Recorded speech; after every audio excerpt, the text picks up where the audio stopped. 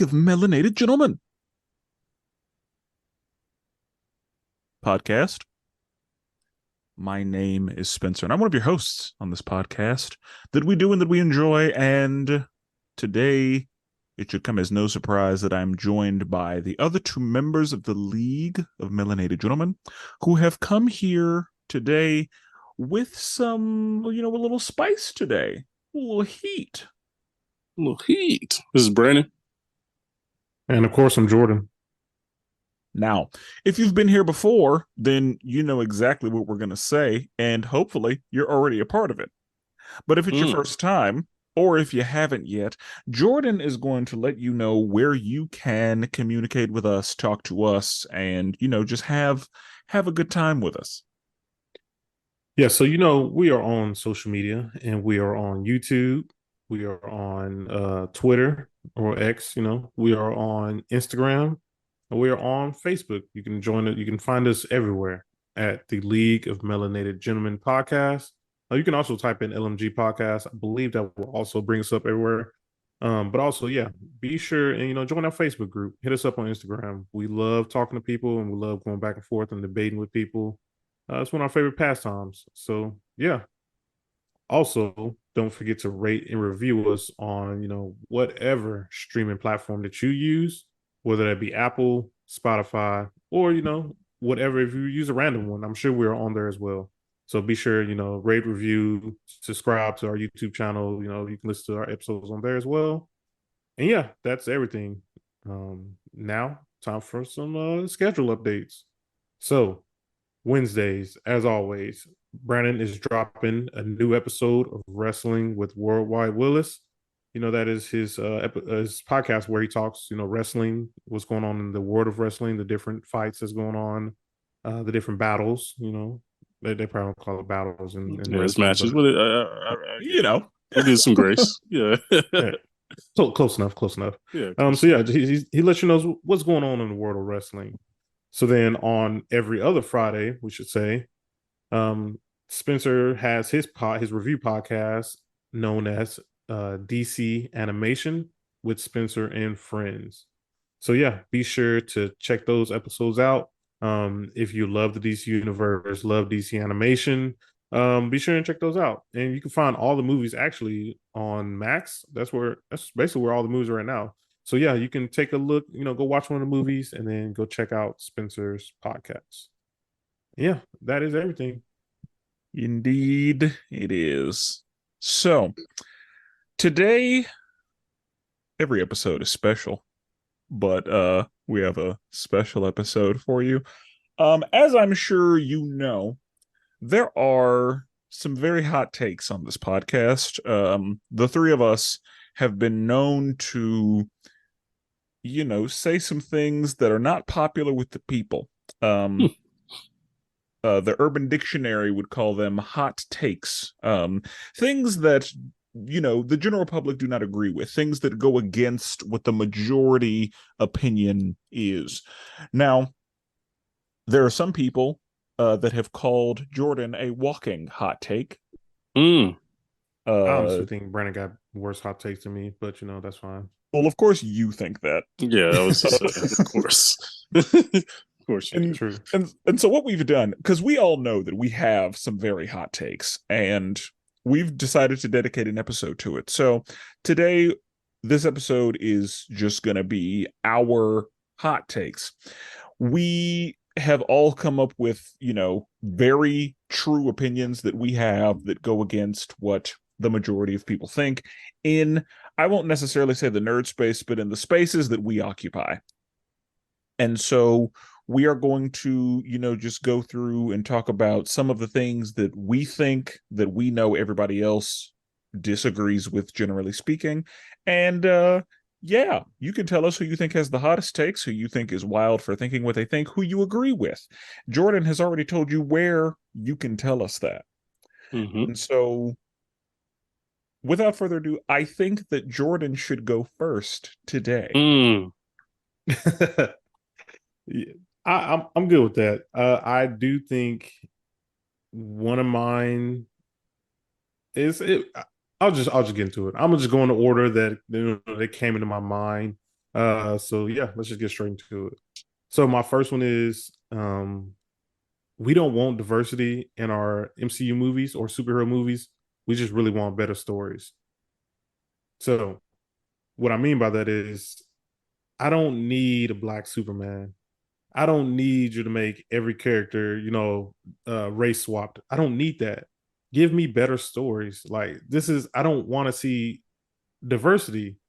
And this might We be need to clip controversial that. coming. Yeah, we gotta clip that. I don't want to see race swap. Now, I don't necessarily mind gender swap if it is correct in the story and the story can cause for it. One of my biggest examples of this is Legion. Legion, the television show that was on FX. Shadow King was originally the bad guy in the show, but the woman who auditioned for it killed everyone else in audition. That they actually changed the role and made it for her, for her. Man, where's the heart? Yeah, so that right there was like a perfect example. But then we have an example on the opposite end. Obviously, the big one is Taskmaster. He's an amazing character by himself, but the story was bad, the character choice was bad, and the way they portrayed the character was bad. I don't necessarily mind that she was a female; they just did a bad job. Well, then that doesn't really speak to your point, because your issue wasn't with the fact that Taskmaster was female. Your issue was with the fact that Taskmaster was done badly. Because if a dude had done that same thing, it would have been just as bad. Like, a dude being in that situation wouldn't have made that any better.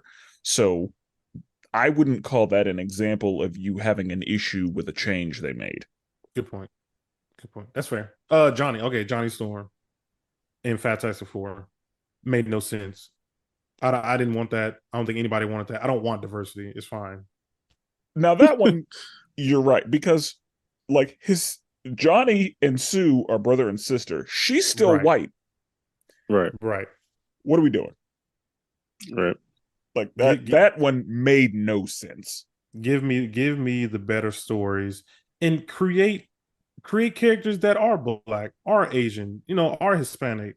Create those characters and make them great. Don't change our predominantly white characters to fit some box that we don't want. We will Am I clip wrong for the this? hell out of this take. But am I wrong for this though? Am I wrong for this one?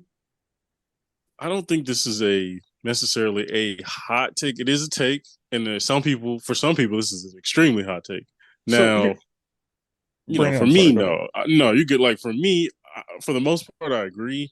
I'm even like gender, because to me, just like diversity, to me, like your gender changes your story a lot for me, because like that also means you maybe have a different struggle than the other person, right?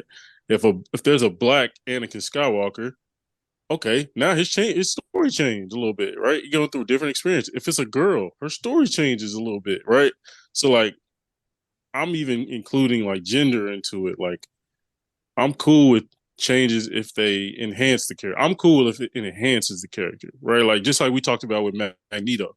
Like if they redid Magneto and he was a black kid and he was going through the civil rights movement, he got traumatized through all that, like that enhances the character to me. No, You know what I'm I saying? don't think so. No, that doesn't To me, enhance it him. does. He To me, has to it keep his does. story. You have to keep a Magneto story. Yeah, I mean, it could be fine. Germany, you have to keep Magneto. It's a good story, but Nazi like Germany. if you change it to a black kid and he was going through some other struggle, it's not going to decrease it by any means. I think the only issue that we're starting to get into is if Magneto keeps his same story, that makes him 100 years old almost. And right. with that, I think they may change it, or they'll set it in a different time period. Right now, the X-Men timeline is fucked, so it doesn't matter.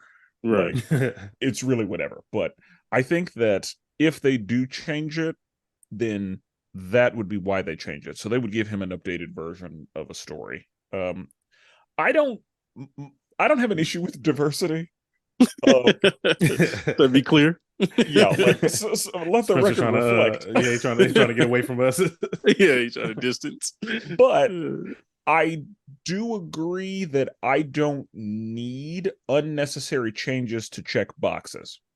The Eternals, because I lean more toward just make me a new person as opposed to changing someone who already exists.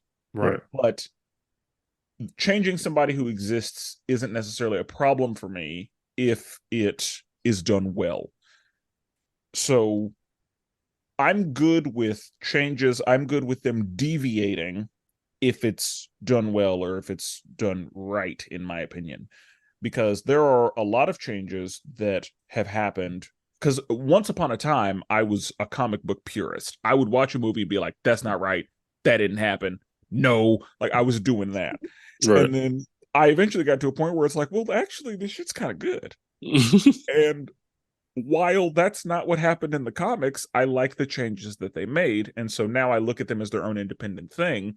But, I still know what happens with the source material. And I'm only mad if they deviate if it's bad. Like if it's Right. good, yeah, like if it's good, then I'm like, cool. I'm glad that you made these changes. Like with Thanos, for example, that was a Yeah. good change. Like his It really character, was. like that was, I think that was the right move, was making that change. Right. Changes that don't really mean a whole lot don't bother me. Because sometimes it'll be a change that is like whether they changed it or not didn't really make a difference. Mm-hmm. Yeah. So like not using Atlantis, that didn't bother me. Same. Because to me that made no difference. That's like a small trigger for me. That is, if we remember. Yeah. That's why I brought that one up, because I feel like that's one of the examples of you being like, we don't need inclusion, we don't need diversity. Leave him from Atlantis, the imaginary land in the water. No, it's a real place. It's not imaginary. It's a real place. Okay. We don't know what Atlanteans look like as far as race, but I think that was an enhancement to the story, giving them some cultural relevance and connecting them through colonization. I think that was a good move, an enhancement. I liked it. I'm glad they did it, but for you, it was an issue, because had they still called it Atlantis and kept that same story, like that wouldn't have changed. I'm like, oh, that's amazing. I was like, look at the graphics in Atlantis. Oh my god! Not not so you're saying if they would have called it Atlantis, given it still a Hispanic, like indigenous background, like story and things, you would have been cool with that? I would have been completely fine. So you're saying to me, Talocan was literally your only problem? Yep, that was literally my only problem. The end. Like, the word, other than that, word. The word. That's a hot take too. Yeah. Just imagine if they call Gotham City Gothamville. That's not. That doesn't make a difference, thing. Right? That's not a one-to-one comparison. Not though. The same thing. And how is this not a one-to-one comparison though? They added culture. Therefore, if I add culture and then I call it, if the town is called freaking I don't know, Cornyville, and then the whole town is full of black folks and Hispanic folk, like it don't make sense. Like Atlantis, and then you got a bunch of indigenous Latino people. It doesn't make sense. So yes or no for you guys. Gotham looks exactly the same. It's still Gotham, dark, dirty, blimps everywhere, but they call them Gothamville. Would y'all be triggered a little bit? Yeah, I would, if they changed the thing for no apparent reason.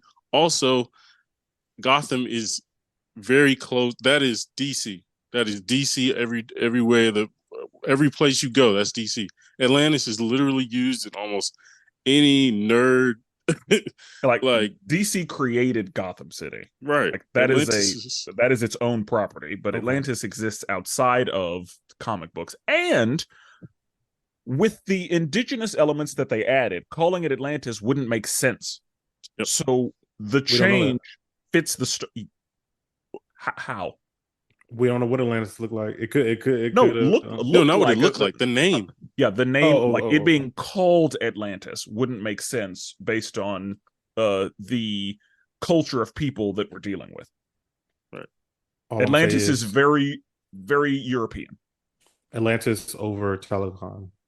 That's all I gotta live with. Okay. Needless to say, yeah, diversity's not an issue for me. And He still distances himself. I think that if it's done well, then I'm good with it. But I don't need unnecessary change, because there are a lot of things that they've changed. I'm like, I don't hate it necessarily, but I didn't need that. Like making in Supergirl, they made Jimmy Olsen big and black. I didn't need that. Oh, I didn't mind that one. I was saying, I'm not offended by it. It doesn't bother me, but I didn't need it. Jimmy Olsen could have stayed small and redheaded. That's fine. I did not need a black Ariel. But I agree. I don't hate it. I'm not bothered by it. It's not an issue for me, but I did not need a black Ariel.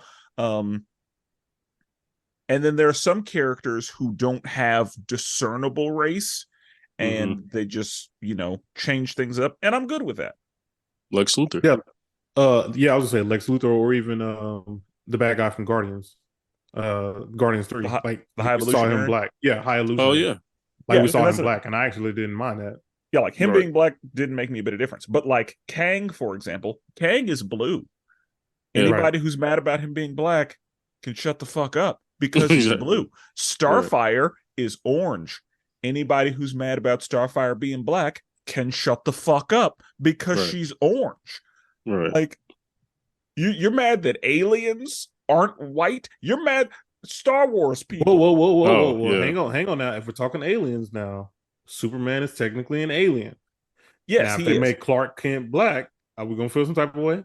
I don't Oh, need a black absolutely. Clark Kent. But he is given a white characterization, right? You're right. Comes to You're right. Kansas, lives it, you know what I mean? Because I just want to be devil advocate. That's all I want to I be. feel you. Because there are, in a lot of things, there are aliens that are just white people. Like Viltrumites. They're just like, Viltrumites are just white people. Yeah. Not just, but I'm sure there are they will sprinkle some others in, I'm sure. But on the planet Viltrum, they're white. Skrulls are shapeshifters. They can be whatever they want, just like Martians. Martians are shapeshifters. They can be whatever they want. But like, yeah, aliens, it doesn't fucking matter. But for people to be mad, for anybody to be mad at anyone in Star Wars being black, because nobody seems to have a problem with Lando. Nope. I assume nobody has a problem with Mace Windu, but anybody else black, we mad. Why? Yeah. Why are you mad? It makes zero sense. Zero sense. And so I don't have a problem with diversity. I just like a candidate on a debate panel. I know you think somebody got a gun on Spenser. Yeah, like it's not an issue for me. But I got you. Okay. I'll go next. Okay. Brandon, as usual, you go last. Of course. I'm used to this. So one of my hot takes that probably isn't super hot, like lukewarm maybe. I like Blade Trinity. Blade Trinity is regarded as one of the worst movies out there. And yes, there were some weird effects in that movie. But I like Blade Trinity. And I guess I get why people don't like it and why it's regarded as trash, but like, it's not that bad. Where do you think it's ranked in the 3 movies? I mean, it's definitely 3. Yeah, it's 3 for me, for sure. Yeah, because I can't just say that it's better than Blade 1 or 2. Yeah. It's definitely not better than the first Blade. Right. But I wouldn't put it like super far behind the second one. Okay. Like, I don't think there's just a gap there. So yeah, I don't again, I get why people don't like it, but like, it's not that bad. To me. Yeah. I'm sure that we all have a movie that everybody hates, and we're like, yeah, it's not terrible. Oh yeah. I'll say the addition of Ryan Reynolds, Ryan Reynolds is why I really like it. See, and that was he was one where I didn't really care for it. Like, it's all right. I loved him in that movie. That's the movie where I knew he was going to be Deadpool. That was a cool homage, but it was just the execution killed me. Didn't bother me. I was fine with Triple H being in there. Oh yeah, forgot about that. I was Jeez. fine with that weird fucking dog. Yep. Yeah, Trinity. God, now you remind me how bad I think it is. And I was like, Now, I get it. I know why yeah, people think it's like when I watch it, I'm like, yeah, I see why people right. I see how people have an issue with this, but I don't hate it. I feel And you. I most of mean, the things that are regarded as terrible, like I'm right there. you're right. Like fucking Morbius. I knew you was about to Now, say that. if you would have been like Morbius wasn't that bad, I would have Yeah. been like, what are we doing? Like, what? No, we're No, not doing you this. I have gone on the permanent record multiple times expressing my disdain for that trash ass movie. Did we do a review for that? I did a Uh, very brief, it was And very that's right. tight. And that's right. That's right. Okay. I remember Like you it didn't stating it the even first time. didn't even get a whole episode. Yeah, that's right. That's right. Yeah, I mean, it's always fun, especially now. Like, think looking back, it's like, damn, I miss seeing Wesley Snipes' Blade. You know what I mean? And seeing like those action scenes and all that. So now I probably have more of a fonder thought on it. Just having nostalgia and being like, damn, we won't see Blade for another how many years. So this next one comes out. But yeah, I mean that's definitely I would say that's a hot take to me. I respect it. I respect Okay. it. yep. All right. I was my hot take. Um this one is sort of a hot take, sort of. I believe in Infinity Endgame, Captain America should have been the one to die, should have been the one to snap instead of Tony, and Tony should have lived. Now I say that because what is the first thing? One of the first things we see with Cap in that amazing movie, The First Avenger, we see that he jumps. I'll just wait for y'all's reaction. What This happens shit. when the No, I'm gonna let you go. Yeah, we're gonna let you. okay? Yeah, Let me. this Yeah, is we get an crazy. ISO. Uh, This is so stupid. All right, keep going, Brent. I'm sorry. okay. I'm gonna One of let the you go. first things we see with the young Steve Rogers. What does he do? A grenade is thrown out. He jumps on top of it. He sacrificed himself for everyone else. We can make the same parallel that should have been in Infinity Endgame. I believe Captain America should have been the one to sacrifice himself.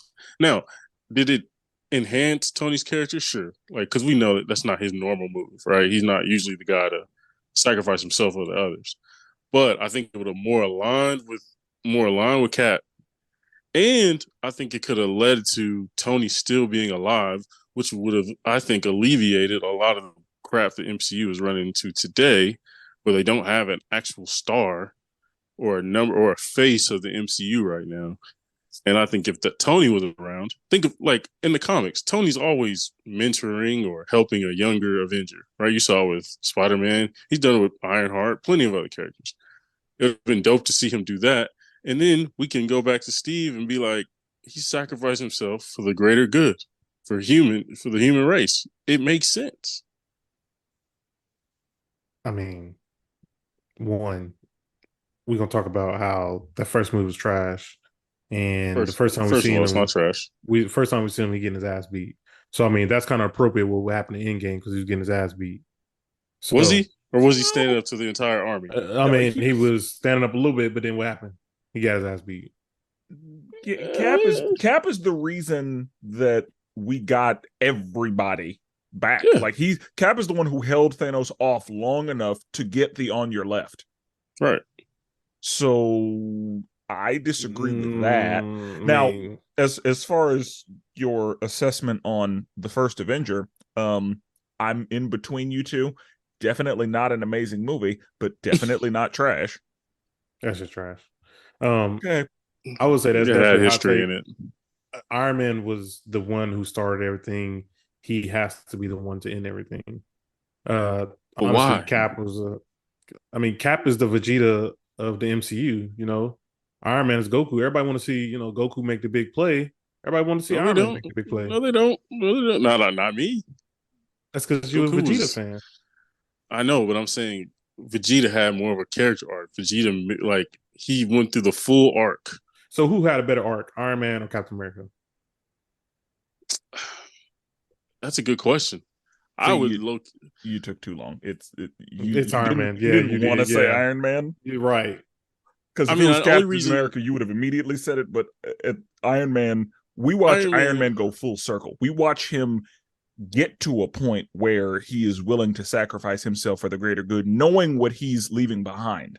Right. True. I mean, it's more of a comparison. Like you said, Iron Man is Goku. I would say Cap is Goku. Iron Man is Vegeta. He started out as now he didn't start as a villain, but he didn't start as a good person. And I'm then just he as far as like Vegeta Goku, like Vegeta is number 2 in the series. Captain America is number 2 well, in the series. I don't know about that, but all right. I don't think there is But a one or a two in the MC. I don't think there's a one or a two in the MC. I how is think Iron like Man not one? bro, you're acting like Iron Man was the hottest shit in the world before Tony Stark touched him. Like, what do you mean? None of these characters are It, relevant. Let's just be honest. you were Before the right, but it movies, doesn't. From 2008 until when that movie come out, 2018. From 2008 to 2018, Iron Man is the hottest character in Marvel. I don't agree with that. MCU wise, MCU wise. I would argue that it's similar to Batman Superman. Like, who's the main character in the league is kind of up to Yeah, interpretation it is. because But as they far as the DCEU is concerned, who is the hottest character? There's and literally Superman's more popular like It's merch and all that Batman. stuff. No, it's not. It's not that clear. As far as the movies are concerned, Batman is way more important to the story than I Superman mean, is. yeah, just the movies, but I'm talking about That's what I'm everything. saying though. That's what I'm saying. Just the movies though. But Because I'm thinking, we're just but talking. You're just talking MCU though. you're and that's saying what I'm saying. that I think that for DC we have a big three, like Batman, Superman, Wonder Woman. And I would argue that for the MCU, like we have like a big like a duo at the top, and then it goes down from there. But I would argue as far as level of importance, they're equal, if not in the same tier. They must be absolutely 51-49 equal then, but no. Okay, Iron Man is definitely more important. How relevant was Iron Man 2 and Iron Man 3 to the MCU? Characterization wise, it did a lot for Iron Man wise. It didn't Movie do a damn. wise, If those two movies didn't exist, we'd be like, okay. you wouldn't have got any of the technology that came out of 2 or 3. Well, guess what? If you don't have Winter Soldier, you don't have Civil War. Like that, If you don't have you just Civil wiped War, away two of the best movies you've ever had and major introductions with Black Panther, with Spider-Man, with all these other things, right? Like that's the Captain America. We all know the Captain America trilogy is the most important trilogy in MCU, and yeah, it's a pivotal moment, and there's a reason why Kevin Feige was like, "All right, I'm gonna put this on the back of Steve Rogers. I'm not putting this on the back of Tony. I'm not putting it against." so what did Winter Soldier 2? I'm Winter Soldier 2. Captain America 2, Winter Soldier. What did it do to push the story forward in the MCU? Because I agree with you. Civil War pushed it forward a lot because you get the introduction of Wakanda, Black Panther, Spider-Man, the heroes fighting against each other. Like all that played, it had pivotal moments and it had ripples throughout the whole MCU. Right. What did Winter Soldier do besides introduce Bucky? It introduced Bucky. It laid the Sokovia foundation. Records. Yeah, the Sokovia Records introduced the foundation of Civil War, which is essentially, well, one of the foundations, which was Cap didn't tell Tony that, his best friend murdered his family. And he didn't do it. He was obviously brainwashed. Black Widow set her up in a different way. Like, yeah, it made a big difference. But Black Widow was set up in Iron Man. I Is she would set say up in that Iron Man or just looked she at was as revealed in eye Iron candy? Man. Yeah. You might Uh, be right about that. I would say Winter Soldier also does the heavy lifting for Hydra's involvement. Facts. That's true. Okay. I get it. I forgot about the whole Hydra thing. But Hydra wasn't really, for some reason in MCU, Hydra wasn't really like doing it. I don't understand what was Hydra's whole thing in the MCU, unless I'm just forgetting. Like, what was the point of them being around besides just being secretly controlling stuff that we didn't even really know about? Or am I tripping? I think that Agents of S.H.I.E.L.D. was supposed to Yeah, I be didn't watch better it, and have a so heavier hand right. in that.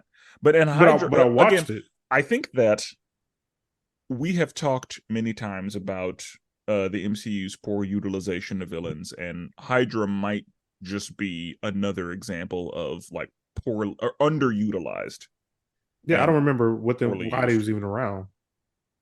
But They were trying yeah, to do the normal take over the government, run the the world from a shadowy. seat shadow. Yeah, it was But we very. only saw that. Oh It my bad. wasn't. Keep going. No, you're good. Like it wasn't done. It wasn't done to the capability of we seen the comics with I was like, extend right, everywhere. because they only really took over something in what, Winter Soldier. That's like the most we saw, like for real, of Hydra. Um, but yeah, it didn't go very far after that. Because is Hydra responsible for Shield kind of not being a thing right now? Yeah, because we Yeah, found because out. they infiltrated them. Yeah, exactly. Yeah. They So infiltrated Shield. they did infiltrate and disband one of the most important organizations that held the world together. Yeah, that we started out with in Avengers, the first Avengers. So I And I mean, mean, we've seen more Shield. Like Shield has been in more movies than Hydra was. yeah, Yeah, that's Right? because Shield's the good guy, and we keep up with Nick Fury and stuff. yeah, Yeah. Okay. Maria Hill and all that. But yeah, to me, Cap should have Nah. finished it off. Yeah, as far as your main take, I firmly disagree. I do see where you're coming from as far as doing it so that Tony can continue to be in the MCU, Mm-hmm. but I would argue that you wanting Tony to still be in the MCU and being okay with Cap being gone speaks to Jordan's point that Iron Man's more important. Oh, well, so I would be okay if Cap was still here. To me, if Cap was still here, it would be just as vital, just as important, just as he'd be the face of it. It would work out just fine. But I do think Cap should have stayed. yeah, like I think either way, either one of them are so important and so good as characters to where if either one of them, we shouldn't have lost both in a matter of one movie. Like, Yeah, and it shouldn't honestly, happen. I mean, it could be said that the MCU's current condition is because we lost them both. Facts. You could, Because yeah. there's nobody in that same tier right now. Yep. The only person that was gonna get there, unfortunately, passed with T'Challa. Yeah, but Yeah. and they had to pivot, but I mean, right. we're still like they're. I think they're trying to get Doctor Strange in there, and no, Yeah, poorly executed. I think Spider Man could be there, but it's just Spider Man's on his own journey. Like yeah, he's not at the leader he's by type. himself now, Right. Yeah.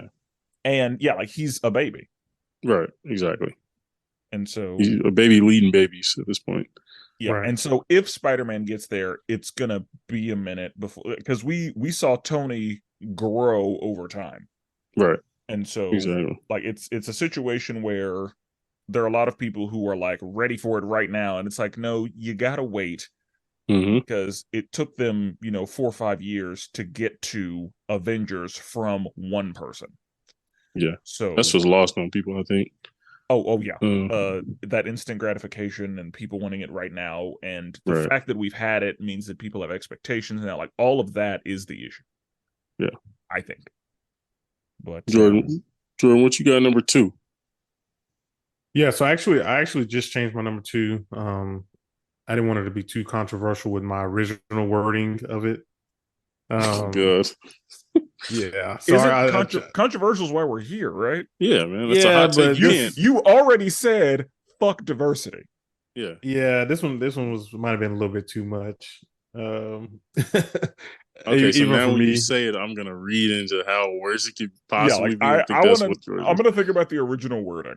Yeah, Right. I changed it completely. We might have to talk about it off air about this one. This one this one might have been too much. G14 classified. Okay. Yeah, that one might have Okay. been too much. We'll talk about it later. But my number 2 now is people who claim to be people aren't really anime fans. They just want to be included. And what I mean by this Mm. is I I'm talked to gonna a let lot you of ice people. on this one. I talked to a lot of people who say they like anime, but they really don't be about their life. They might have watched a couple Dragon Ball Z episodes. and just watch Naruto, and that's it. But they So, claim to be big anime fans. so if you're gonna gatekeep, what are the A little bit, parameters? a little bit. What are the parameters that make somebody an anime fan to you? How many anime do they need under their belt, or what So animes The do they need to starter have pack. seen? Like, what is? How do you go from you ain't shit to okay? Yeah. they need to not have only watched Dragon Ball Z and Naruto and Attack on Titan. They need to like watch, some B-list anime, some anime out there that's not, big What name brand that's out there. what if they've only seen like Avatar and like Well, first of all, if they told me they watched Avatar as an anime, Yeah, I would I'm straight coming out the after. gate be like, get out my face. oh, I'm for gonna real? have a problem with that because Avatar is Uh, not an anime. yeah. It What? is anime inspired. It is not anime. Okay.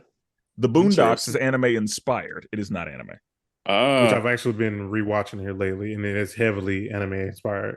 Oh yeah, Teen Um, Titans is anime inspired, but it's not anime. right. Yeah. So I Mm. mean, I come into people in constantly. They'd be like, "Yeah, I'm a big anime fan. I love anime. I collect anime stuff." And they'd be like, "Oh, okay, what you into?" Oh, Naruto and Attack on Titan. They just named two things. I'm like, I mean, what, those are the where's big everything else? popular ones. Right, I right. mean, So that's my thing. They're only hopping on it because it's a trend. yeah, Mm. and I think that we're talking about people who don't understand the scope of anime, just like there will be people who say they're fans of Marvel and only have watched certain MCU movies. I thought about going that way, but I feel like that's super basic. I feel like it's one of the ones that we might talk No, but about that all the time. but But that's a yeah, thing that people do. Like people be like, Yeah. "Oh yeah, I love Marvel." It's like, what do tell me what you know about Marvel? Yeah, that means I like MCU when Yeah, you say that. Yeah. those are different things.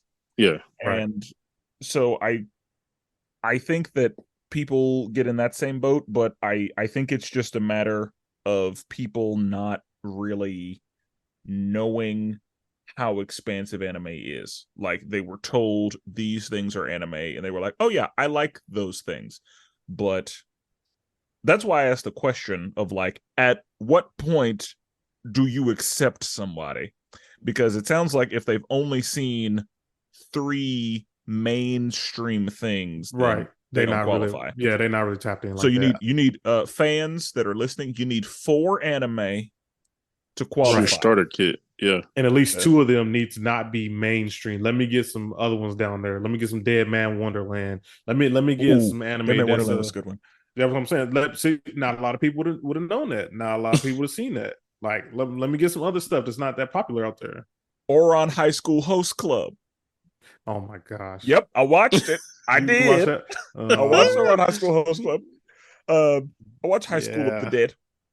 See, that's what I mean. See, we know Spencer is an anime fan because he just name dropped some other anime that people's not the Dragon Ball Z, not the One Piece. If you watch One Piece and you kept up with it, I might give you a pass. Like, One let's say Piece you started watching, that's heavy. right? Tell me you started watching One Piece in middle school and you still keep up with it today. I might give you that pass. If it depends on what other shows you got to back it up to, but Yeah. But I This mean, and is I'd be this is fine if you got like an Inuyasha sprinkled in there, Yu Yu Hakusho, right, um, even a Gundam, yeah. but yeah. Rurouni Kenshin. Like if you just watched what was on Toonami, then you'd still qualify in my opinion. You I might agree be an with old that. school. You might be an old school, casual Grandfather anime then. fan. Yeah, Yeah, And that's I fine. agree with that. Because for a lot This of people that was it. no, it really was. That's my introduction to it. Like that was my brother was huge in anime. And he first started showing me like tsunami at random times in the night. You know what I'm saying? Um, but this is gatekeeping. I low key agree with. I'm a proponent of this type of gatekeeping. Whereas, because one of my hot takes had to do with anime, and it touches I it touches. I have a feeling Yeah. I know where that's going. Since we're on anime, my next one will be anime. But go Oh, ahead. okay. Go ahead, Spencer. Uh, well, hopefully you don't come after me for because this is a mainstream anime.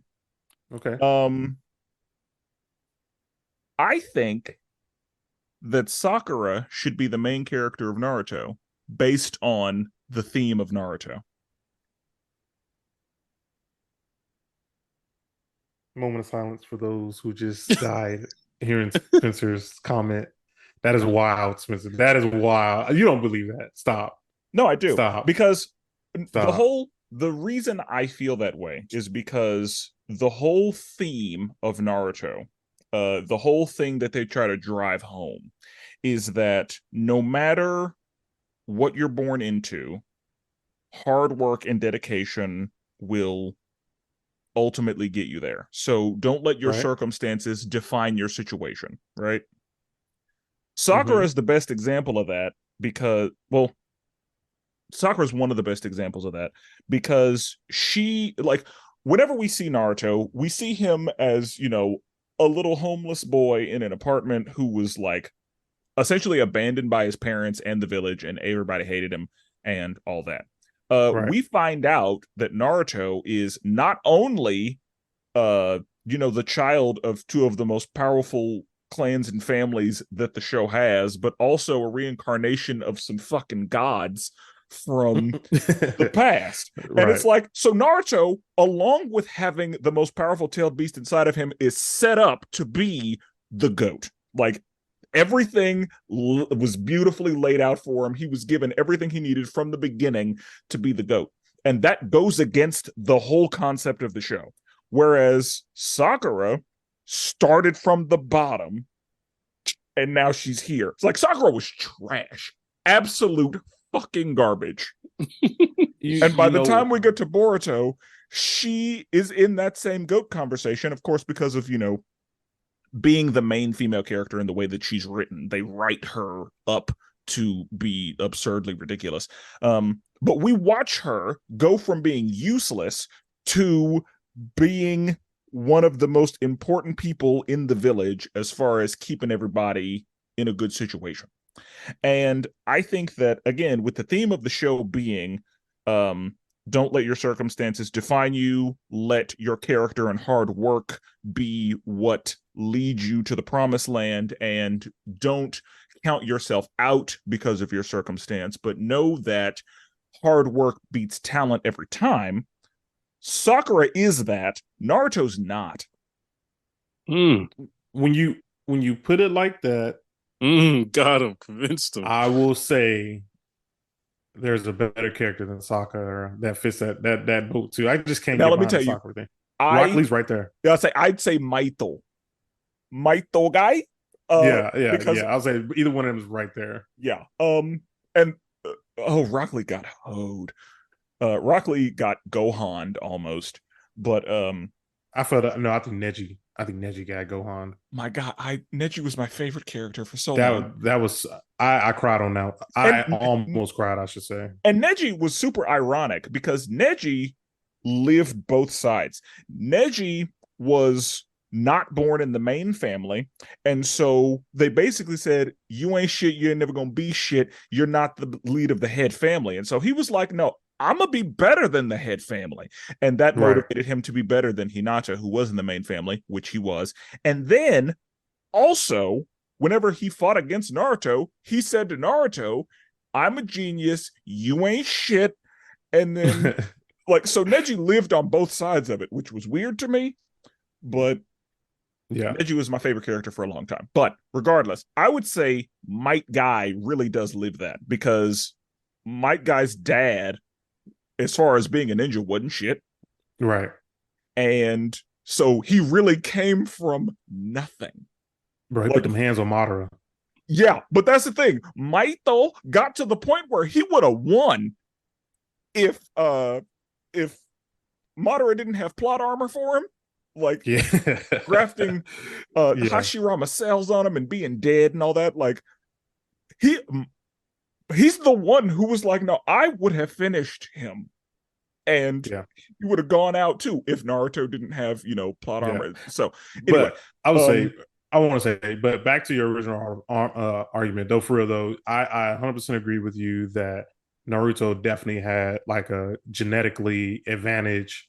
Like he was always going to be the one, his parents, he got to tell Beast place inside of him. Obviously, Sasuke was a prodigy as well, came from, well, he had reason to become like way greater. yeah, But I will say, I do agree that Sakura, she is definitely the hardest working one out of the trio. yeah, because But she was given the least up front. Right. And as far as like the gap that needed to be cleared, That was a huge gap. she cleared the most. Yeah, She got went close to the from line. Let's say she got close she to the went from line. the lowest to the highest. Like Right. Yeah. um, The margins was good for her. her learning curve was the steepest. Yeah, I agree. I agree with that. I can agree with that. But I just can't get behind Sakura Well, and that's being amazing because at the that. show made her trash. But yeah, like That's right. in my opinion, like the show, based on the theme that the show tried to force on us, like the show should have been about Sakura because she embodies the theme of that show, and Naruto really doesn't. Yeah, that's fair. That's fair. That's fair. Man, that was a great episode of Anime Podcast. I wish we had one of those, but that was really good. I would say Good stuff. I think that one will get the people talking, and that one might be a clip. That one might be a clip for Instagram. I'm curious to see what other people think. Yeah. Well, thank you. Hopefully it doesn't stay hot. Good convincing. I don't even know these characters, but I was with it. I was with it. All right, my next hot take. To me, Lucasfilm is doing a better job cares more about the characters than Marvel Studios. And I say that because the execution, obviously what Lucasfilm is putting out is amazing right now. Like they're hitting all cylinders, right? Like Mandalorian, Ahsoka, Smash, Andor, like Bad Batch, all these different things they're putting out, smashing, right? Obi-Wan's good. Like it's still some Boba Fett was not well loved, but it's still a success for the most part. But I just believe Dave Filoni gives me the feel who's running him and Jon Favreau give me the feel that kind of Kevin Feige had at the beginning of the MCU, where it was like, yeah, we can venture off and do our things and still stay creative, but we want to care for the actual storyline that's being written. And if we don't have any comic material to go off of, we still make something that kind of aligns with what the character is. And it just seems like the MCU has kind of, like, even Secret Invasion, we talked about it. They made a show that had just literally nothing to do with Secret Invasion, right? Like that, like, and I'm not saying they have to be tied to the comics, but literally it was almost like um the title of the show was totally different than what we actually got. You know what I mean? And the execution was poor. It didn't seem like they cared about it. It seemed like it was more like, let's just put the show out for Samuel L. You know what I mean? Give him a show, give him his thing. Whereas Lucasfilm is like, no, we're not throwing anything just out. Like, right? Like, if they give you something, you know it's cared about. You know everything lines up. If they have a saber, like I was watching Ahsoka, and Ahsoka at a young age had a different saber at one age than she had at another age. Like all those little details are taken care of. Like that, none of that stuff is missed. Where I feel like with Marvel right now, a lot of the details are missed. The care isn't there. The CGI is god awful. Just making decisions. The girl in Secret Invasion is now the most powerful character in the whole universe. Like that stuff is silly. That never would happen in Star Wars, right? Like they would never be like, this random Jedi is now the most powerful. They'd be like, no, let's have some respect for history. Like we're not gonna just say he's better than Luke or Anakin or Obi-Wan or any of these other people, right? You mean like Starkiller? Yeah, like that. Like we're not just gonna. They had the whole MODOK thing. It was like, no, we're not doing that. Just for y'all, like we're gonna respect history and respect like the lore. And I just feel like Lucasfilm is executing better and they have more care. Dave Filoni is better than Kevin Feige right now. I don't. You know what? I honestly don't agree with this at all. We had? I would say now, yes, but if we're looking at the totality of both franchises, I think Marvel Studios cares more than Lucasfilms because Lucasfilm still has. When did they pick them up? At the beginning of it was Last like 20. Jedi? Yeah, Was it it the was like first project they had? I think so because they I want to say Rebels was one under Disney. Clone Wars wasn't under. It like finished under Disney, but it didn't start under Disney. Um, So yeah, you but it's think one of that so you sequel think the trilogy. totality of the MCU since 2008 has not been cared about, or you would say that more recently? I would say ever since Endgame, the care level has extremely dropped. Now it's been some where you're like, Yes, agree. okay, But the Black totality, Panther no. totality. I mean, I gotta. That's still a half. You know what I mean? Now if you think about it, how many movies has the MCU put out? 32. Since Endgame. So Oh, in but Thirty. how many 32. was how many was in the first since Endgame? Like how many has it been since Endgame? Maybe like 10. I want to say 10 or so, and then not even count. We got to count the shows too, right? If we're Yeah, counting the true. Star Wars shows, we got to True, count true. the. So there's more. So there's more. A little bit more. I wouldn't even say half. I wouldn't even say half of it. It's almost half if you count shows. Like it's almost half. If you now go, like it's crazy to think about, but like almost half. Not, I'd say Yeah. 40% of the MCU has been bad right now. So would you also say that it's almost not fair, in my opinion, because while I would say the Star Wars has nothing holding it back, like people can come up with whatever story they want to because they're not basing it off anything else. On the other hand, Marvel is trying to base some of these loosely base some of their movies and TV shows off comic books with pre-existing history already. So it's like you're trying to take in something that already has previous history versus something that you can completely make up. When I you think completely that make up something, you have better freedom. What was you gonna say, Spencer? I think the MCU. I think Phase 1 through 3 is 20 movies. I think, and so we'll say that 12 movies and all the shows are post. Yeah, so Yeah. that's pretty much half, almost half. If we, I don't know if that equals how many It's a shows. third, roughly. I think there's like If 8 you include the shows. shows, then yeah, there are 8 or 9 shows. There'll be Yeah, 9 shows now. right. But But see, that's Star the thing Wars with the has never had shows. anything The to base it shows off are of. like half and half because I'd say half the shows are really good or pretty good, and then half the shows are like, eh. But Say see, the each of the left. shows is What's trying to base it off of something else, though. Star Wars doesn't have that. They're just basing it off of what the prequels and the sequels. Some of it, I should say. Now, and to Jordan's point, with Star Wars, I think, and please correct me if this is not true. I think that everything that Star Wars does is one cohesive universe, whereas the MCU is its own thing that is based on but separated from the comic book stories. Right, they're in a So galaxy far, far away. yeah, like One continuity. yeah, like everything in Star Wars is like cohesive, whereas the MCU has broken off things from its source material. So that's one advantage that Star Wars has is that it has maintained one firm and cohesive universe. Now, as far as lately, um, like if it, let's look at the last 5 years. Um, the MCU, you know, probably more misses than hits Yeah, in the last 5 years, but the MCU's been around for 15 years, and so the first 10 were pretty quality stuff.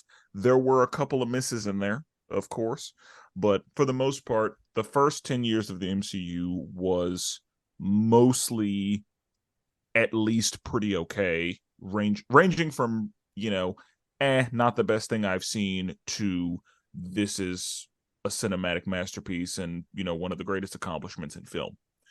Now, Star Wars, I think, in my opinion, Star Wars kind of has the same thing that DC has in that some of their older movies are known as masterpieces. Their newer movies, a little spotty, but yeah, I'll say that. everything else that they do is quality work. Anything they do that's animated, any shows that they put out, whether live action or animation, any books that they're putting out, any of that material, anything else that they're doing is just good stuff, pretty across the board. Very few, if any, misses when it comes to non-theatrically released movies. And so if we are looking at percentages and we are looking at make for make, miss for miss, then I think that Star Wars probably has fewer misses than the MCU does percentage-wise. But they also have more content. The MCU does. That's why I said percentage-wise. Yeah. But recently, and Star Wars has been hitting. No, go ahead. And yeah, like of course, like right now, there's no question about it. Yeah, right. Like I would be impressed if somebody could argue that in the last 5 years that the MCU has been better than Star Wars has in that would be an impressive argument to make. And anybody who can do it, I offer you the challenge. But yeah, and this is coming from an MCU fan and a non necessarily Star Wars fan. Right. Based on what I have seen recently. Because I think the main things that people complain about in the Star Wars fandom are episodes 1 and 2 and episodes 8 and 9. Right. I feel like people don't really complain about anything else. I've heard that, Book of Boba Fett wasn't spectacular, but our resident Star Wars expert liked it, and I value his opinion on Star Wars things. Book of Boba Fett had 2 of the best episodes we've had. Because it literally had nothing to do with Book of Boba Fett. Yeah, I'm told those were just Mando episodes. Yeah, they were literally just Boba Fett's not even in here. Mando reunites with Baby Yoda, you know what I mean, Grogu, and it had nothing to do with Boba. But with that being the case, I think that there's nothing else that I have heard anyone say that was trash that Star Wars put out. Right. Other than episodes 1 and 2 and episodes 8 and 9. Other than that, everything has either been at least pretty okay up to a masterpiece. Right. And like looking at episodes 3, 4, 5, 6, and 7, looking at the Clone Wars, looking at Rebels, looking at all of the shows that we have already named, looking at the actual books that have come out, Tales of the Jedi, or like the random little like side things that they've put in there. Like I don't know that I would say Lucasfilm cares more, but as far as who's been putting out better and more quality stuff recently, Star Wars is absolutely doing better than the MCU, I would say. And I would love for somebody to argue against that. Yeah, and I get the comic book point, but I also kind of push back because I feel like it's harder to come up with a new story with no lore, no template. You just have to come up with a brand new story who still honors the past, which we know people deeply, deeply care about, but also make a story for the future, pushes the universe forward. Whereas in MCU, you always have a template. You always have a template. You can go away from that template. But you get held. You get held to that template too. No, you don't. No, people get mad at that. No, you can. MCU. I mean, let's be honest. MCU fans do not care that much. Like comics wise, could care less. Most of the time. Like unless you're doing a big time story, they don't care. They don't care about the Marvels. They don't care if there's a comic run about the Marvels. They could care less, right? No. 95% of fans who've walked into that theater have never read a Miss Marvel comic, right? Or Captain Marvel comic, right? So there's a template there, but you could veer off from it, and 95% of fans would not know. Whereas in Star Wars, you veer off, you do something that's episodes 8 and 9. They veered off, made some new lore, and got murdered for it, right? Well, they veered off Secret Invasion. Look what happened. True, and that's true, but that's what I mean by care, though. Like that should have been a movie.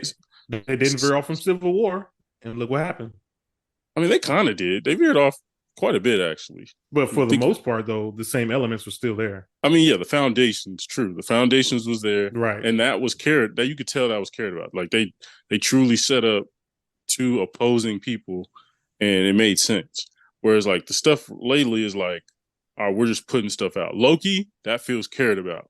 Like not only just budget, but like you could tell his history. All of it is, all together. Whereas with this stuff they've been putting out lately, it's like we're introducing new characters, but we really don't even know these new characters. Like, so they're just putting them out. I like that we're talking about Star Wars because my next one is also Star Wars related. So as we can keep talking Star Wars though, but so my third one is people who say they enjoy Star Trek more than Star Wars, or just doing it just for attention. Because I've definitely met people like, oh, I don't like Star Wars. I'm a Star Trek person. I'm just like, no, you're not. Trekkie. What do they call each other? Trekkies? Yeah. I'm like, stop it. Star Trek came first, but Star Wars did it better.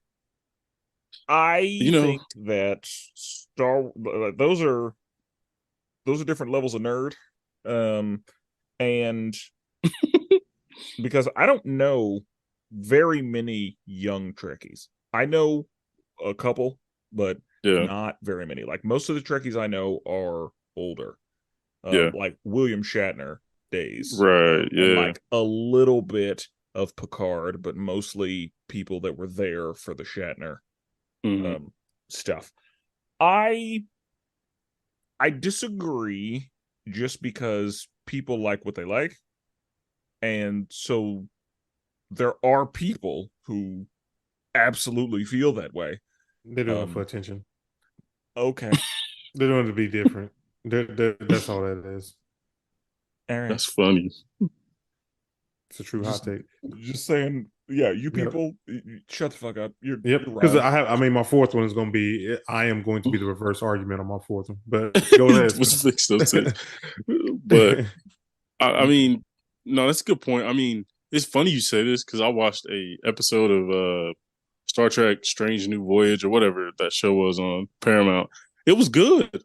I was like, okay, I kind of see why people like this. Like, this is my first exposure to Star Trek. But I was like, Star in space. I'll give it a try. And it has some history to it. You could definitely tell, Star Wars took a little bit. But yeah, I mean, I don't want to diminish someone's fandom. Now, I would say this: if it's somebody younger, I'm definitely gonna look at you side eye, like, all right, bro, like, really, like you was watching Picard, like you're that guy. But if it's like Spencer said, the older generation, it was more of a toss up back then. You know what I'm saying? Yeah. Well, also, I guess I'm not talking about old people because I don't really know a lot of old people. Yeah, because like back in the day, Star Trek was on TV every day, and Star Wars was like movies every 5-6 years. You know what I'm saying? So they got to really tap in. Yeah, Star Wars had 3 movies and then 20 years. Yeah, decade. Yeah. Where like Star Trek was on TV every day. They had a new generation. As soon as that generation left, boom, a new generation came up. They made a show for them. You know what I'm saying? So it's just one of those. That's the thing. Paramount gonna ride them IPs till they fall off. You know what I mean? So, I respect true Star Trek fans because like you got to be dedicated and you got to learn new characters and all this new stuff. But I wouldn't say they're fake. But if it's a newer generation, all right. Let me go with that then. The younger ones who say Star Trek is better than Star Wars, stop the cap. Have you met somebody done that? You said that? Once. For real? And I looked at them like, stop it. Stop it. Yeah. If they're younger, I'm going to look at you to the side eye. Now, they may be true. They may have grown up and their dad watched it. I don't know. But like I said, my fourth one is going to be my exact opposite argument. But go ahead, Spencer. Okay. This one, I have a feeling you will both have feelings about this one.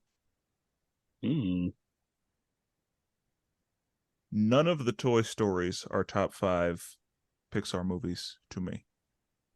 Whoa. None of them? None of them. Okay, we have to get your top 5 then. Okay. So, in my top 5, and I'll do in no particular order right now, but Finding Nemo. Wow. Yeah, we're off to a rough start. Yeah, you really are. Monsters Inc. Okay. Of course, The Incredibles. I give you that one. This one is going to be a hot take, and I already know it. I do gonna say Ratatouille. A Bug's Life. Oh, bro, you tripping. Yep. I grew up on Bug's Life. I can't even hold you. I can't say top 5 though. I can. Number 6, 7. Okay. And that's the thing. Like I feel like that's the one where people are like, what? Yeah, it's an underrated one. Like if you ask me what's the most underrated of Pixar, I would probably say Bug's Life. But top, and that's is it better than Toy Story? Yeah, no, yeah, that's true. Yeah, to me it is. Wally. I give you Wally. Top 5. That's me though. Number 5. Yeah, you're right. You're right. That's so, but that is wild that none of Toy Story is there. Because and then honestly, I think also maybe Coco. Now Coco's nice. Now again, that's me. I could talk to you about Coco and what other ones did you say? That was like guaranteed. I feel like Finding Nemo is the one that y'all had a problem with, but not top 5 for Finding Nemo. But yeah, Monsters Inc., The Incredibles. That was that's easy. Yeah. But yeah, that's me. And I know that that's a hot take because I don't know very many people who don't have 2 of the Toy Stories in their top 5. Yeah. Yeah.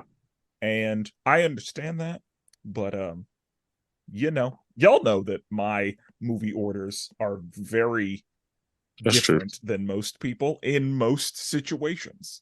That is facts. Your favorite. We've talked about it, the MCU. We've talked about Disney.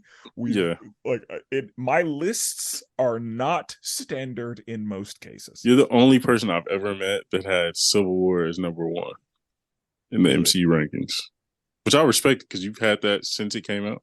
Yeah, that's also a hot take, but like everybody knows that.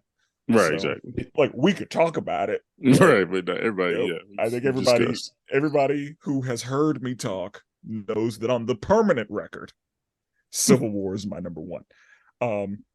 But yeah, anyway, that is. I know that some people were hurt when I said that.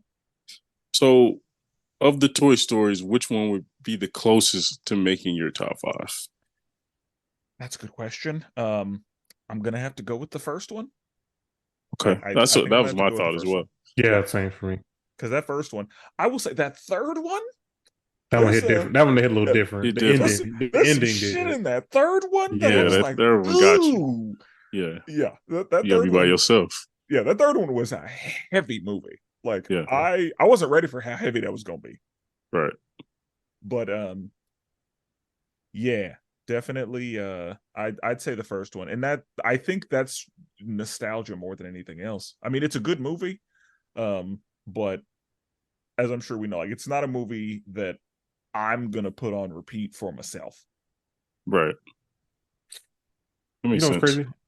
Just my last thing about Pixar. So I just put up the list of Pixar films. A Bug's Life had the highest budget for the movie, in those first 6, 7 movies, almost the first 10 until Ratatouille came out, but it had the biggest budget.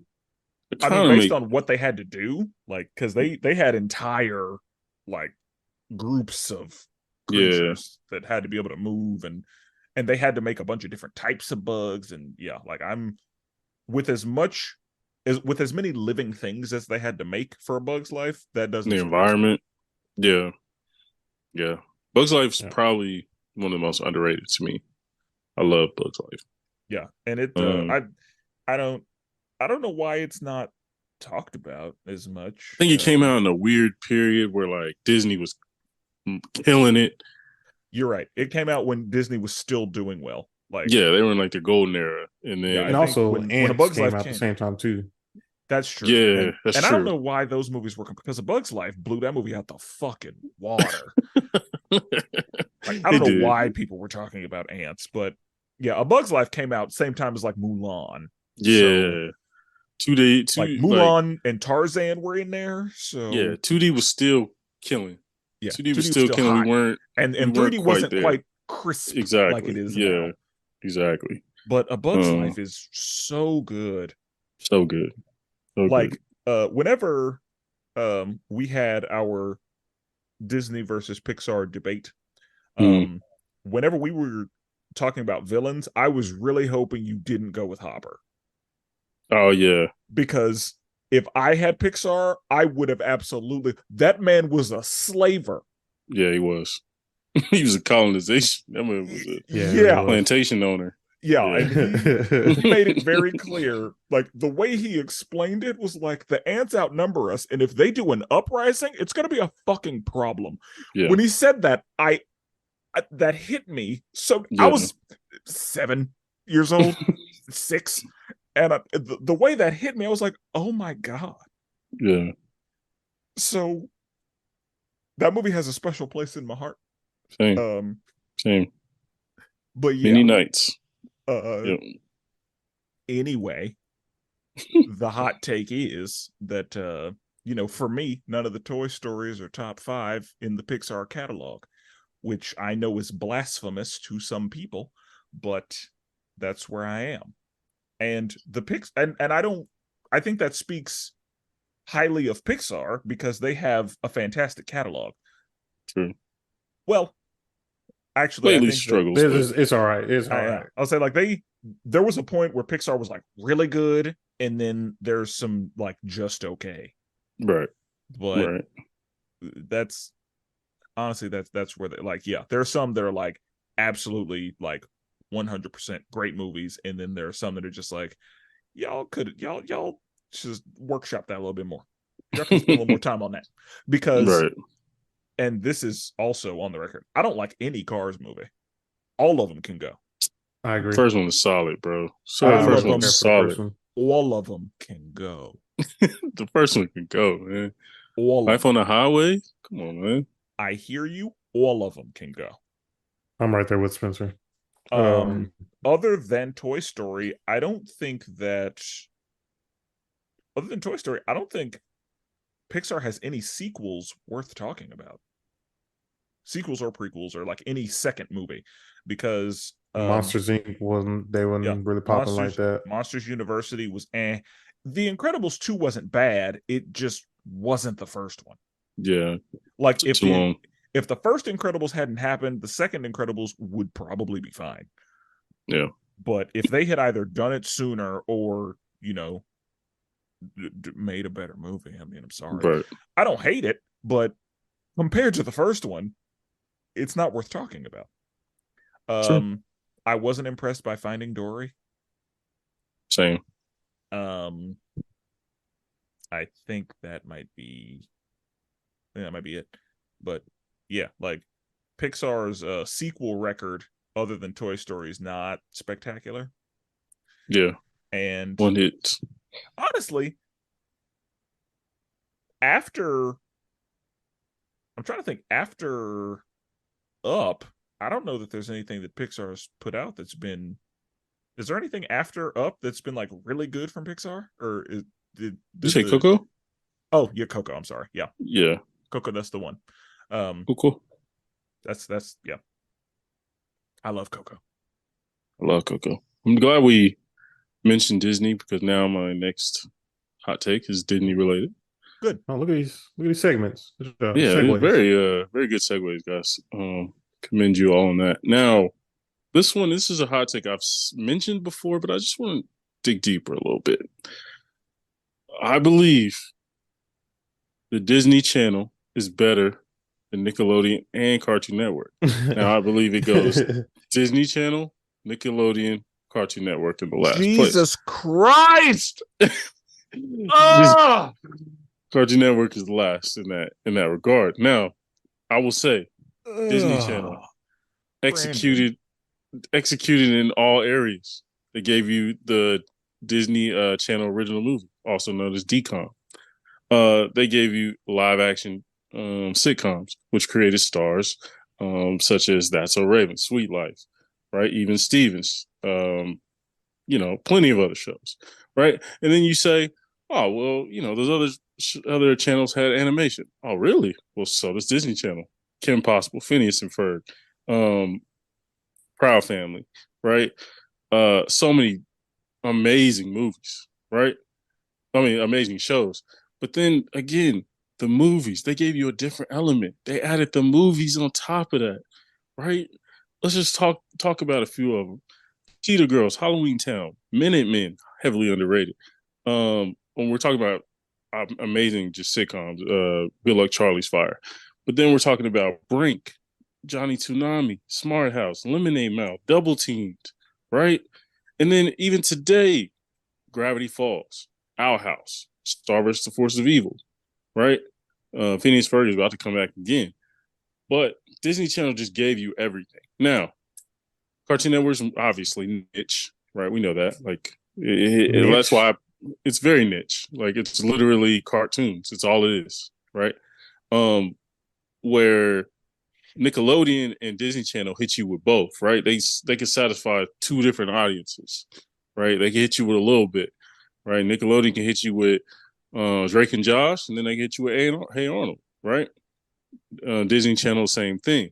That's a Raven can hit you with a little Phineas and Ferb, and then hit you with a decom that was fire, right? I'm not even gonna mention the other ones that we know are classics or I want to say classic, but like extremely popular as far as decoms. But yeah, Disney Channel just executed at a higher level, created bigger stars. It was top tier. So yeah, to me it goes Disney Channel, Nickelodeon, and a distant third, Cartoon Network. I mean, there's a reason why you're wrong. Jordan, go ahead. I mean, Disney Channel was for those. Sounds like you had a good childhood, a nice little suburban family going on. You had no worries in the world. You sound like you had a good life.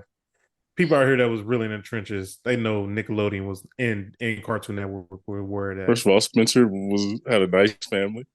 Like Spenser a very nice home. You're from the burbs. Spenser kind of from the he was in the hood schools. You're from the burbs. And, is he? we know that Cartoon Network and Nickelodeon are superior to Disney. People only like Disney because they think y'all some uppity brothers. Yeah, you gonna say something like Disney. Go ahead. I was gonna say it, but I decided not to say it. Almost called, yeah. Yeah. I almost said it, but I didn't. I called your brother. I mean, Cartoon Network it introduced the U.S. to anime. You got Toonami. Cartoon Network introduced so many other great shows. Nickelodeon introduced one of the greatest cartoons of all time, SpongeBob. One of the greatest cartoons, if not the greatest cartoon of all time. There's nothing on Disney Channel can compete to what SpongeBob has done for the world. Am I wrong with saying that? I would say the world. Name something greater that Disney produced better than SpongeBob. The merchandise comes from SpongeBob. The cartoon, the movies is put out, the video games is put out. How many Disney things got video games? I mean, sure, but I mean Disney's produced way more stars. That's only because the Cartoon Network and both Nickelodeon had voice actors. That's it. No, Nickelodeon had live action. Nickelodeon had all that. Nickelodeon had all this. I mean, all that produced some stars as well. But I mean, SpongeBob alone has done more for the entire world than anything that Disney Channel put out. I disagree. But... Spenser, you're in the middle. What do you think? There's a lot to look at here. I firmly disagree with what Brandon said. But the Disney Channel original movies are a good arguing point because that is an area where I would say, as far as movies created like straight for TV or by that channel, Disney's at the top. Like corny.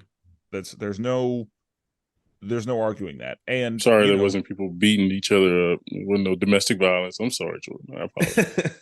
That's because I was put in corny situations like, oh, I got stuffed into a locker. My life is so bad. Well, Was for they built those movies for their audience, right. and The corny people. No, you were 13 and years old. What? they What? were they did Yeah, very well. yeah. Disney Channel original movies, like, it's a situation where none of them were supposed to be good. Like, they were supposed to all just be shitty movies, because They were. every single like television channel that makes their own movies, like, none of them are very good. But Right. Disney Channel original movies, like, a lot of them were solid. Yeah. Luck of the And Irish, mad I, corny. I don't I can say safely that I don't think that Cartoon Network or Nickelodeon produced anything, or rather didn't produce anywhere near as much as far as quality movies. I am not going to I'm not gonna use Toonami as a point of argument for Cartoon Network, because Cartoon Network did not produce those shows. They Adult just Swim. showed them. Adult Swim, yes. Cartoon Network made some of those shows. Just like I'm not gonna use Nick at Night as a point Right. for Nickelodeon, because Okay, that's fair. those are old Syndicated. shows that, Yeah. were borrowed. And so Yeah. Cartoon Network borrowed a lot of stuff. And so I'm not going to use any of the borrowed things to argue in favor, because those could have been shown anywhere. Like, Facts. if Disney wasn't so fucking rich that they didn't have to, you know, because one thing about Disney Channel is they had so much money, they didn't pay for commercials. All their commercials were Disney related. Yes. So Like, then what about my SpongeBob comment? I'm gonna get to that. Okay. Now, I think that, of course, my number one is Nickelodeon. Now, as far as arguing for live action, you could probably make an argument that as far as quantity, Disney may have had more good live action shows, but because of the Disney shows that were worth talking about, we have Even Stevens, we have Lizzie McGuire, we have That's So Raven, we have I'll Give You Hannah Montana, we have Good Sweet Luck Life Charlie. of Zack and Cody, we have Good Yeah. Luck Charlie live action. For Nickelodeon, we have All That and everything that came out of All That. So we have All That, we have the Amanda Show, we have Drake and Josh, we have iCarly, we have Victorious, we have Zoe 101. Ned's Declassified didn't come out of All That, but Ned's Declassified is worth talking about. Zoe 101 was worth talking about. True Jackson VP was worth talking about. So Nickelodeon had a very solid lineup of live action shows for, the young teen block. So Right. I would say they're roughly even in that regard. Now, in my opinion, Nickelodeon has two of the greatest cartoons ever made. That is SpongeBob SquarePants, and that is Avatar: The Last Airbender. Oh yeah, I didn't even mention Avatar last. Yeah, you're right. There is nothing Disney has that holds there is nothing Disney can do about either of those. Right. There are not like Disney Channel's animation catalog is not very strong as far as quantity goes, because they have Kim Possible, they have The Proud Family, they have Phineas and Ferb, but animated Gravity Falls. Yeah. As far as animation, a lot more misses. Yeah, I'll give you that. Our House was good. Yeah, Brandy and Mr. Whiskers, The Emperor's New School, Dave the Barbarian. Their animated catalog is not stellar, but True. they do have a couple of hits. Nickelodeon's animated catalog is straight fire, and Nickelodeon, they came up with all of those. There are a lot of people who would put SpongeBob in the GOAT conversation. There are a lot of people who would put Rugrats in the GOAT conversation. There are a lot of people who would put the Fairly Odd Parents in there. Some people would go as far as to talk about the Wild Thornberries. Invader Zim was a sleeper that was really good. Mm-hmm. You had Ren and Stimpy, you had Rocko's Modern Life, you had All Real Monsters, you had Cat Dog, like Rocket Power. Rocket Power, Yeah. uh, Kablam, even Hey Arnold. Hey Yeah. Arnold is in the GOAT conversation. Sure. And so I think that I don't want you to be under the impression that I don't think that Disney had some quality stuff. But I Disney has a lot going on, and if we're looking at the totality, like one thing that Disney does well is movies. There's no arguing that. But as far as what was on the channel, Disney's third place. No way. Whenever No. you Yes. look at the No. content that they produced, because I just spent this whole time talking about Nickelodeon being straight fire, and so now we probably need to talk about Cartoon Network. So I would say there's a lot of there's a lot also on. I would also argue that Cartoon Network's cartoon shows are better than a lot of. They produce more or better content than the I'll Disney give Channel. you I will give you cartoons. Obviously, we know the other two oh will yeah, take that spot, but I Yeah, think there's a larger gap in the other two spot in the live action TV shows and and in the movies. that's why I think Nickelodeon is number one, because Nickelodeon covers all of it. Like Nickelodeon has something in all of the categories, and Nickelodeon has a pretty good amount in every category that are worth talking about. Movies, they had a lot of bad ones. They had a lot of bad Yes, and movies. that's what I'm saying. Like Disney wins as far as movies goes. Right. Like Disney Channel original movies, I mean, they're if movies is a category, they win that. But I think that's the only category that I think they got them in Disney live action clears. shows. I I think it's disagree. closer. I think because like Jack's like they have so many shows like the Ant House, I think solid. Like Good Luck Charlie. They had the show that came from Camp Rock. Um they have the Jonas Brothers show. Like they have a bunch of different shows that were solid, right? I don't even mention Lizzie McGuire. Like another classic. You know what I'm saying? Like Famous Jet Jackson. You know what I mean? Like Goosebumps. You know, it's a bunch of hitters. And then animation, Disney XD hit you with a few Spider-Man, Spectacular Spider-Man. You know what I mean? Like they hit you with a few different things that was like, okay. You know what I mean? Now again, they're not hanging in the cartoon category. I fully understand that. Cartoon Network has some bangers. Obviously, Adult Swim is heavily carrying it. Um, I wouldn't but even say that.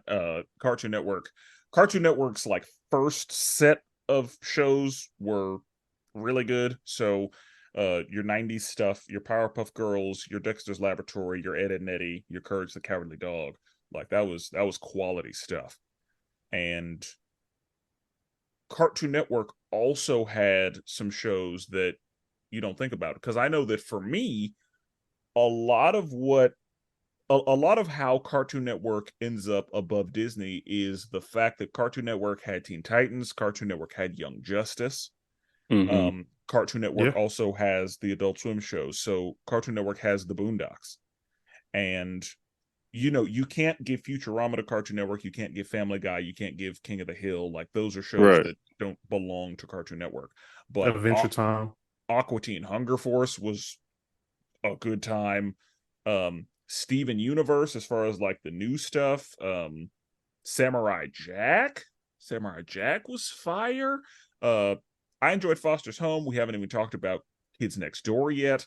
Chowder was good.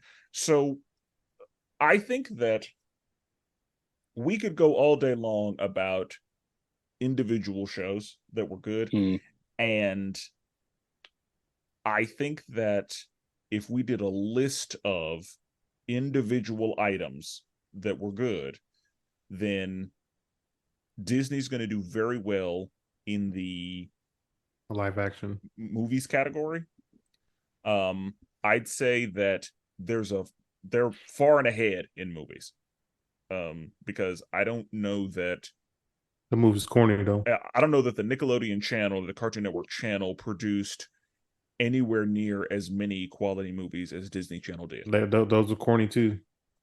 But a lot of And that's a lot of fine, them but cartoons from Cartoon Network was corny too, but they Nah, worked. What? nah, they weren't corny. Ed, no, and Eddie, bro, you go there back was and watch some of them Bro, stupid ass that's jokes, hilarious. That's bro. hilarious. Come on, bro. That stuff was silly, goofy, Yeah, slapstick humor. and that's the thing. Like that's perfect. all the channels had some bullshit on them. Right, it did. I mean Johnny Bravo. that's Come the on, case for boy. all of them. Like Johnny Bravo was ridiculous. Fucking Cow and Chicken. Yeah, like come I on, Am man. Weasel. Like they were ridiculous, but they were you know there and not bad. But yeah, Cartoon Network has some quality stuff, but of course my argument is and will always be that Nickelodeon is at the top. Nickelodeon had the most range and versatility and quality stuff that they were putting out, and Nickelodeon I feel like had just the longest list of hitters. I mean, I agree. I mean, just so we can move on, we may have to have an episode where we all represent each. Because I mean, Well, and we did that. Did- We I was like, had didn't we do that's that? true. yeah, we had it for certain categories, But we and might have a judge, somebody. Yeah, because I always feel like I'm coming from the underdog because let's be honest, in our demographic, all guys, 99.99% are just gonna be like, I liked Ed, Ed and Eddie, and they're gonna vote for Cartoon Network. Like, let's be honest, like, and Jordan didn't do the greatest job representing Cartoon Network. yeah. I don't remember that. Because you got to remember Cartoon Network is also how we got Clone Wars. That's Yep. true. That's true. Yeah, Started there. that's a Cartoon Network show, and It is. that's a masterpiece. It is. Very much is. But yeah. And then again, Cartoon Network has DC Lockdown. Unfortunately, yeah. Can't take that away from it. That's that's good shit. For the sake of time, should we keep going or should we call it? Yeah, let's call it. Let's do one more. Okay, so everybody Let's get do one one more. more. Yeah. Okay. In that case, I will just go with this one. I would say the Pokemon generations are getting worse and worse, and then the games are getting boring. Mm. I don't know if to this speak one. on that. Yeah, so I mean, for those who know, like I feel like each generation, the designs, in my opinion, keep getting worse and worse. You get, let's say, out of 100 of them, I would give you like 20 of them are really good designs. The other ones are pretty lazy, and then also the games have been the same, since Pokemon, Red and Blue. They've upgraded graphics. They've added a few new mechanics, but there's no reason that Nintendo and the Pokemon Company are bringing in this much money for them not to include voice actors in Pokemon games. Like, there's no reason we're still having to read and have these silent ass characters for a game that's cost $60-$70 on a system that we know can include voice actors. Like, there's no reason. Pokemon is the highest grossing franchise of all time. There is no reason that we do not have characters who cannot talk in Pokemon games. And yeah, You make a good point because I definitely remember them boxes. You be like, God, duh, like yeah, more. they've never stopped that. They've never stopped that. On That's crazy. spin-off games, still doing the same thing. So it's crazy. I wonder if it's a stylistic choice, but even still, it like just doesn't make sense. I assume that's for nostalgia, but I don't know. Yeah. Yeah. So that's a good one. That one's mine. That one is mine. I'll have to, refer to Roy as far as the generations getting worse or not. Yeah. Yeah. We'll talk about it one day. Spenser, what you got? I've said this on the permanent record, so but I think it's my hottest MCU take. Okay. I like Black Panther 2 better than Black Panther 1. Oh yeah, I forgot about this. Yeah, that's I think that's my hottest MCU take. I have a few hot takes with the MCU. But I think that's the hottest one. Shang-Chi or Black Panther?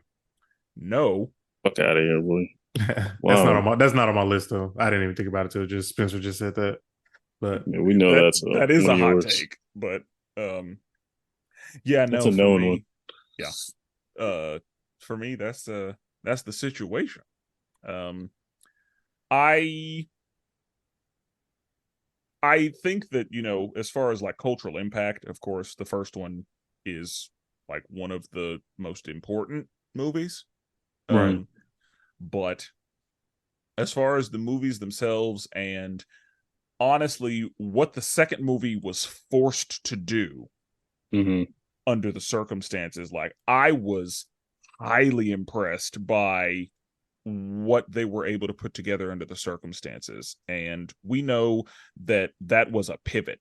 Like that was not anywhere in the plan. Like this was not the movie that they wanted to make. But what they were forced to do and what they had to do, under the unfortunate circumstances was impressive to me. I have already said that I think that that movie gives us the best MCU villain, in my opinion.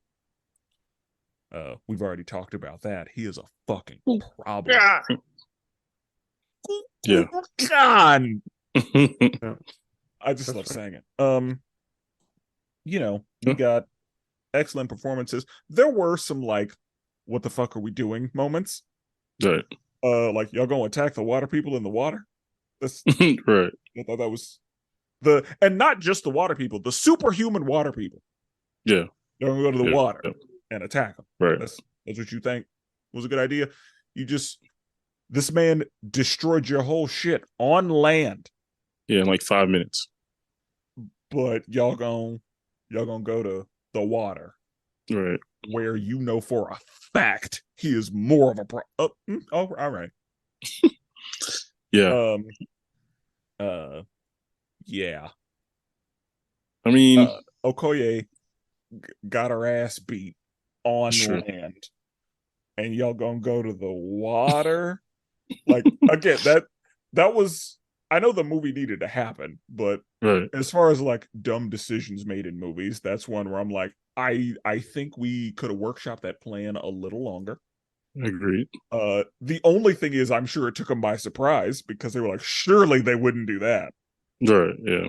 But Shuri's original plan of like taking him to the desert and like, drying his ass out. Yeah, great plan.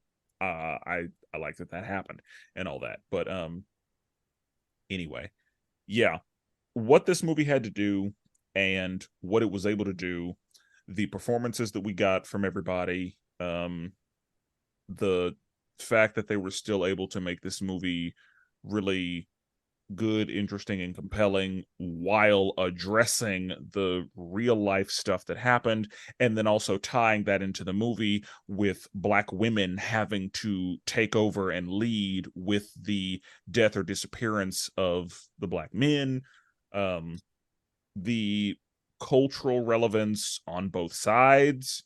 I think that it was very well done, and I know that a lot of people don't. I know that there are a lot of people who outright don't like this movie, and there are far fewer people that think that this movie is better than the first one. But that's where I stand on it. And I have some MCU hot takes, but I think this is the hottest one for the MCU. I respect it. I don't agree, but I do respect it. And I mean, make good points on it. But all right, my last one.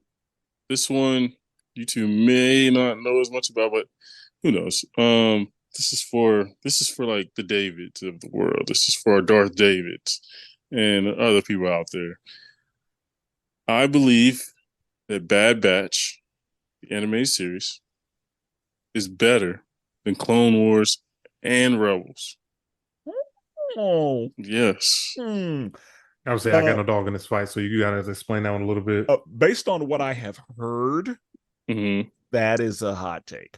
It is probably my hottest Star Wars take. Who I want to hear, who I know we're gonna see in the Facebook is Yeah. Larry. I Oh know yeah. for a fact Larry gonna have something to say about that. Oh, absolutely. And I want all the smoke, Larry, just so you know. But yeah, I now this is from a person who's coming from a different Star Wars perspective. We've kind of already broke down the casual versus the non-casual, the lights, the person who's here for just the lightsabers, and the I feel person. targeted every time you say that. I mean, I'm not coming for you. There's way more people who are into. Bro, I've learned more like watching YouTube of this current Star Wars. Like it's people who are like deeply, deeply obsessed with Star Wars, and they care way more about the Force and Jedi's and all that stuff way more than anything else. Well, I lean more towards the other way.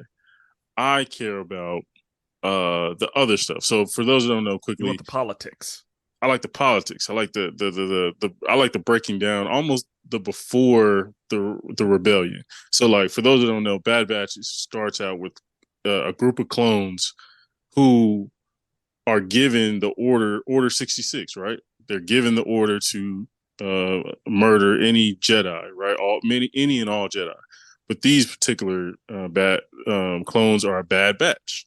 Like their wiring and their chip in their head doesn't work correctly, and so they actually like feel and like, oh no, this is not something I should be doing. And so then from that point on, they're kind of on the run, and they're also helping out other clones out there, and they're going on this full journey that doesn't have anything to do with having force powers, doesn't have anything to do with relying on the Jedi, right? Yeah, they didn't want to execute the Jedi, but they're living their own lives, and it was just cool to see. So, I love a good lightsaber battle, but this kind of it made you fall in love with characters who had no super lore. It made you fall in characters who were just like day to day people, Tech, Omega, Hunter, Record. Like these are just great characters. And you know me, I love an ensemble. I love a team, and they gave you that. And like no one was more important than the other person. Whereas Clone Wars, it's clear this show is about Anakin and Ahsoka, right? And Rebels, it's about Ezra. It's a team, but it's about Ezra and Kanan, and you get a little sprinkle of other people, but it's about Ezra. And so, yeah, to me, I just enjoyed Bad Batch more, and I think it executed what Star Wars is a little bit more. Whereas the other shows, they kind of built off movies. Rebels did a good job of kind of being on its own, and now they're using it for live action. But Clone Wars was just obviously just a continuation of the movies. Um, but yeah, to me, Bad Batch is just better, and it's extremely underrated. You don't really hear people talk about Bad Batch, but to me, it's top tier television. That's true. Yeah. As far as people not talking about it, I'm not able to Right, speak on anything else. right. But as far as people not talking about Bad Batch, I don't hear people talk about it Yeah, very much. And because of that is why I feel like people are going to have feelings about what you have said today. absolutely. I think Yeah. my Andor take, I think it's the best show of any Star Wars shows. I think it's top three things anything Star Wars has ever came out with. It's slowly becoming more of a, when you say a hot take, and then it slowly becomes just like my hot take about Captain America trilogy being better than the Dark Knight trilogy. That was crazy at first. Then people start to slowly People come started to around a like, be little like, bit. oh, Yeah, they start breaking down a little bit, and they're like, because So that's one of those like you have a knee jerk and then you think about it. yeah, exactly. Yeah. So I feel like this is a take. This take I don't think will slowly get people, but I do think my Android take is now starting to come across. So we'll see. Let's see. So for the last one, let's do this so we can leave people with something to talk about. Maybe get at Mm. us in the Facebook group. Let's say our last take, but with no explanation. So we'll just throw it out Mm. there and let people, Okay. let people pick it apart. I Okay. like that.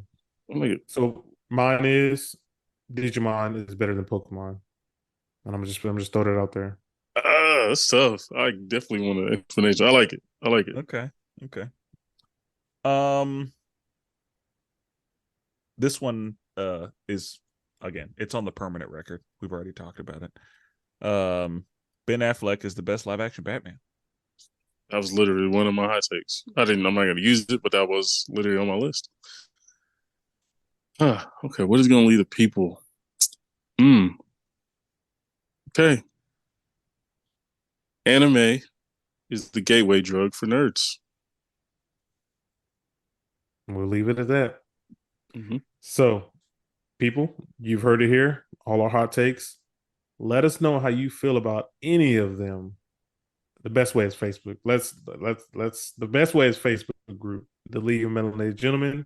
But you feel free to hit us up on Twitter. You can DM us on Twitter, DM us It's on not called Instagram. Twitter anymore. The X, whatever they call it. It's Twitter.